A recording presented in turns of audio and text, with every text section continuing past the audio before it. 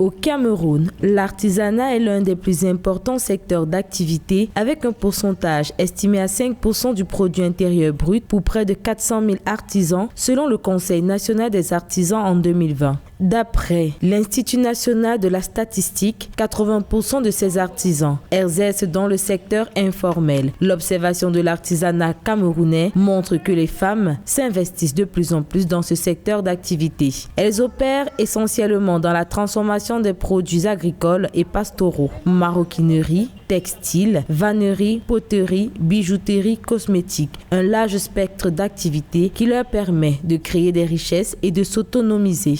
L'artisanat, pour nous, dans notre famille, c'est un peu quelque chose de, comment on dit, ça se transmet d'enfant à enfant. Donc, nos grands-parents ont toujours aimé confectionner des nattes. Et nous, on a choisi le côté bijoux parce qu'on a constaté que dans notre pays, on se concentre plus sur les bijoux occidentaux. Au Cameroun, l'entrepreneuriat et l'artisanat sont des leviers importants pour l'émancipation des femmes. De nombreuses initiatives sont prises pour aider les femmes à valoriser leur savoir-faire à travers le développement d'activités génératrices de revenus. La confection des bijoux africains, on l'exerce de façon artisanale. Quand on dit artisanal, ça veut dire tout à la main. Donc tout ce qu'on fait, c'est à la main.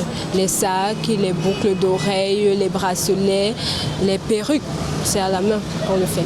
On aime aussi la confection des tenues traditionnelles.